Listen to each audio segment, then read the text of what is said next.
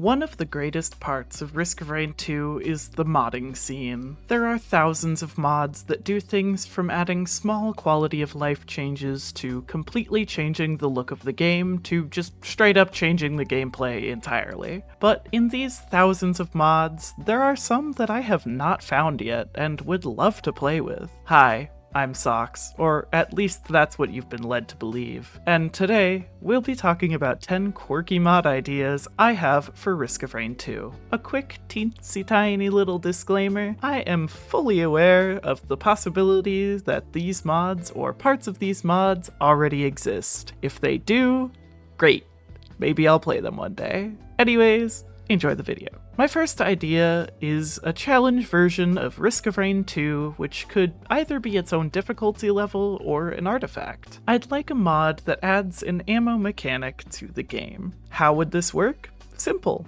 Every non-melee primary fire would have a certain amount of current and reserve ammo, and each non-melee ability would have an independent amount of maximum charges. Stronger abilities like the Diablo Strike would have 1 charge, whereas more spammable, smaller abilities like Huntress's Laser Glaive would have more. Your abilities would still have a cooldown, but the cooldown would not refill any charges, just keep you from spamming the ability. Once you ran out of reserve ammo for your primary and your ability charges, you quite literally would not be able to do anything except for run and use your items. But how would we refill our ammo? Well, I have 2 ideas for that. The first is fairly simple. Make it so that barrels fully refill your ammo and ability charges. This would mean that you would consistently get 4 to 7 reloads per environment, and I think it goes without saying that barrels in this instance would be guaranteed to spawn. My second idea is to make a new unique interactable that looks something like this. Apologies for my subpar drawing skills, but the point is that in exchange for some amount of money, you could buy an ammo refill from these refill stations. Each refill station would have, I think, 5 or 6 refills before they would be fully depleted. Additionally, I think buying an ammo refill would get more expensive per refill station, similar to how Shrines of Chance work. We could also combine these ideas and have it so that refill stations exist, but barrels also exist and act as a free but rare alternative to the refill stations. I like the idea of, upon reaching low or 0 ammo, you would be able to see the nearest refill station through walls. And finally, while a simple ammo refill station from the UES safe travels might make sense for most survivors, for some others I think they could be reskinned. A bush of fruits for Acrid, a plant that gives nectar for Rex, or a little void pod for Void Fiend. This mod just sounds like a fun challenge to me because it makes it so that you have to be wary about when you use your abilities instead of just spamming them. You don't want to be caught in the teleporter fight without any way to beat it. Maybe we could give each survivor some sort of quick melee so they could still fight back without ammo. The next mod is, I think, my favorite mod idea in this video. Put simply, Commando Frag Grenade Mini Golf. It would be simple. Each player would take turns throwing their frag grenades toward a target nearby, maybe something like this, and wherever the grenade exploded would be where that player would be throwing from during their next turn. Scoring would follow golf rules, of course, with the least amount of throws being better for your score, and we could even have an on-screen scorecard for each player. The locations for each course are basically limitless. To prove my point, I'll cycle a few ideas I have on screen now. To add more depth to CFGMG, name pending, there could be map-specific quirks that affect how your grenade would be thrown. Things like not allowing the grenade to bounce off of the ground on Rally Point Delta, as a normal golf ball would get stuck in the snow, or added wind speeds on windy maps like Treeborn Colony,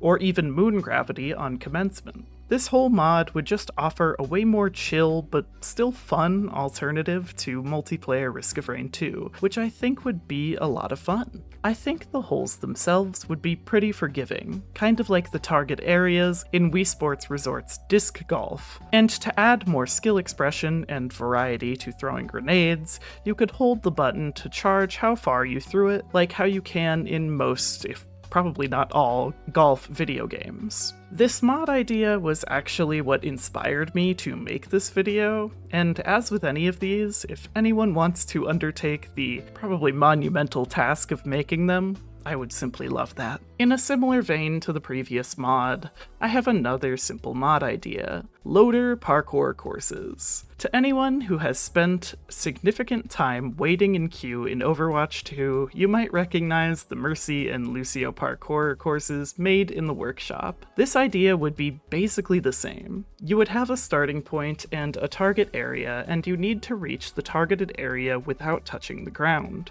On top of this, you would have a limited amount of skill cooldowns to reach that spot. While mainly meant to practice your skill with her movement, this can also be seen as a sort of puzzle to try and figure out where and in what order to use which skills. For example, here's an idea of what one of the courses might look like. In this example, you need to cross this gap on Distant Roost and land in the targeted area. You only have one charge of your grapple and one charge of your pylon. To beat it, you'd need to throw your pylon out, grapple off it, and release it at just the right time to land where you wanted to. If you land outside the circle or fall into the pit, you get reset to where you started. These courses wouldn't be in a vacuum like they would for the mini-golf courses. Instead, upon reaching a targeted area, that would simply become your new starting position, and you would get a new targeted area to reach. Each environment would offer enough of these mini-courses to traverse most of the map to help you practice as if you were really in a game. I imagine we could also time these and add a multiplayer element so that you could race your friends or compare speedrun timers, including, of course, a reset counter to show everyone in the lobby how much you are struggling. Our next mod idea is pretty low-key compared to the others, but I still really like it. A question in a lot of people's minds since the Survivors of the Void DLC has always been, what would an 8th item rarity look like? Well, here's my proposal. Introducing the new Item Upgrader Machine, an interactable that only shows up after Ambient Level 4, that prompts you to give it an item. Upon giving it an item, it would begin a decently long timer, at least 30 seconds, and when it finished, it would spit out your new and improved item. Our new rarity would have a black border and is simply called Upgraded. The items you put into the upgrader would come out with enhanced abilities and buffed stats. Your rusted key turns into a molten key, which guarantees a legendary from the rusted box. Your lepton daisy becomes a withered rose that gives you a few seconds of invulnerability on top of its healing. Your frost relic becomes a frozen idol that actually freezes enemies on top of dealing its damage. There would be a unique upgrade for every item, but you'd only be able to upgrade an item once. You wouldn't have the option to put upgraded items into the upgrader. You wouldn't be able to handle that power anyways. As for how this would work with Void, Lunar, and equipment items, part of me wants to go with the Artifact of Rebirth strategy and simply not allow you to upgrade them, but that's really boring. I can see Void items working just fine, just not corrupting new stacks of that item into the upgraded version, but still corrupting them into their corrupted version, if that makes sense. And lunar items actually seem pretty straightforward as well, with just removing the downside that comes with them. Equipments feel a little strange to me, but they should work just like any other item would. You'd only be able to use the upgrader once per environment, but they wouldn't be incredibly rare either. Maybe at a guaranteed spawn of them somewhere, like by the compound generators on stage 5. I don't know, I just think this would be a really fun way to add an 8th rarity to the game. My next mod idea is one I'm sure isn't totally original. It is to add a survivor-specific skill tree that would appear after every stage. The skills you could acquire would be pretty simple and would get stronger the further you get into your run. For example, after stage 1, you'd have the option to make your primary arrows slow by 10% on hit, have your laser glaive bounce 4 more times, increase the distance of your phase blink by 20%, or add 1 extra shot to ballista. Upon choosing one ability, the other 3 for that stage would be restricted, and you would have 4 more unique options the next time you visited the skill tree. Maybe after looping, you could access these previously missed skills, but I do like the idea of making the player choose how they build out their survivor during that run. This approach would allow the player to either run a balanced build with perks towards all of their skills, or allow them to build solely into one single ability, making it much stronger at the behest of all of your other abilities. This would make room for conversations about the game's meta, and which perks would be best for which survivors, and when to take them. I also like the idea of maybe adding a small stat boost per ability, like 5% more attack speed when you choose a primary perk, 5% cooldown reduction when you choose a secondary perk, 10% movement speed for your utility perks, and 10% base damage when you choose a special perk. I think it would help with the overall identity of that particular build, and even further reinforce the all-into-one ability versus a balanced build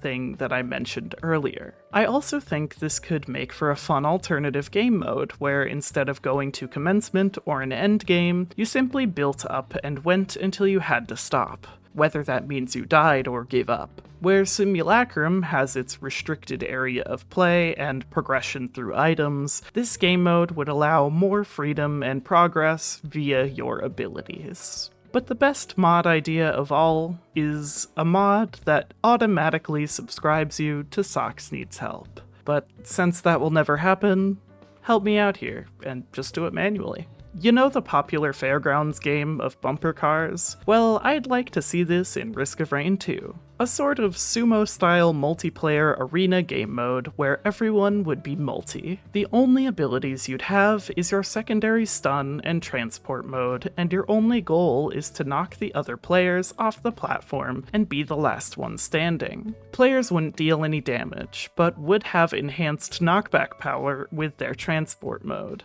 You could use the secondary stun to hold an enemy still and line them up to knock them out of the arena or defend yourself from an oncoming attack. I imagine players would have a brief 1 to 2 seconds of invulnerability from stuns to avoid being stun locked. There could also be random events, like a 2x speed modifier or moon gravity, to make things more exciting. Also included could be randomly spotting items that act as temporary power-ups, like Safer Spaces that protects you from one stun or boop, or a Frost Relic that slows enemies near you. But where could we find ourselves in Arena? Well, we have the perfect option right in front of us. The final phase of the False Sun boss fight area. It works better than any other areas I can think of due to its small and symmetrical size. It's the perfect choice. As you can see, I clearly have an affinity for party games. We all know our favorite newt friend in the bizarre between time. But don't you wish he was more than just a passive creature?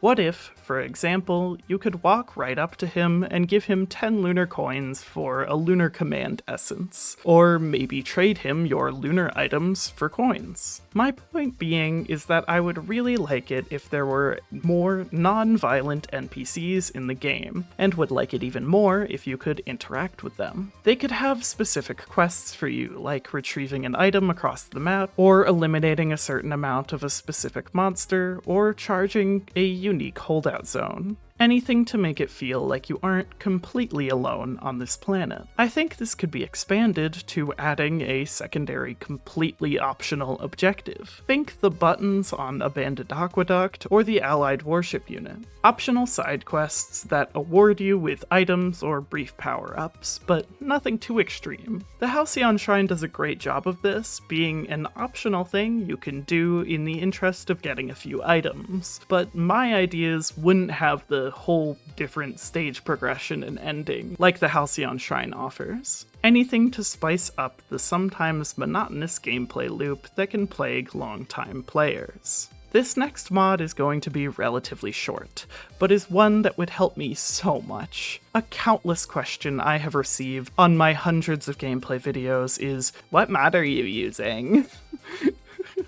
And it has gotten to be a bit exhausting. A magical, yet impossible mod that would simply save my life is a mod where you could simply plug in a YouTube video of Risk of Rain 2 and the game would just know what mods you were using in it, creating an identical mod pack right for you right then. The irony of all this is that the people would still ask about what this mod is called, so I doubt this would actually get anything done. It's just something I'd like to have so I can stop getting the same comments over and over and over again.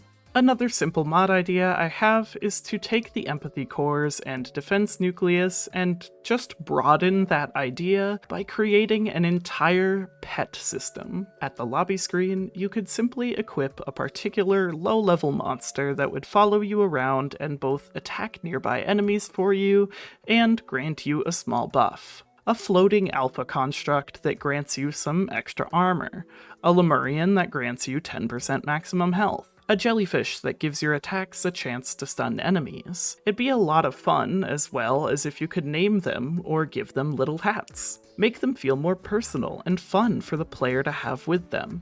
I'm looking out for the casual players here. You guys should thank me. Marvel Rivals recently added a new cosmetic item called the Accessory System, which does two things. First, it shows up on your character model, but with all of the items also showing up on your character in Risk of Rain 2, I don't believe this is necessary. But the other thing it does is add this little character at the side of your screen that just pops out and plays a little animation whenever you get an elimination. With Risk of Rain 2, this could work after killing a big group of enemies, like 10 or 15, and it congratulates you for doing such a great job. I have a great idea to add to this.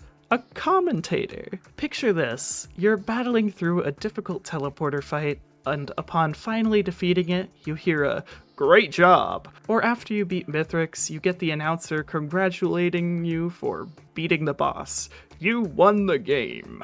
And what I really want with all of this is for me to be the one to voice it.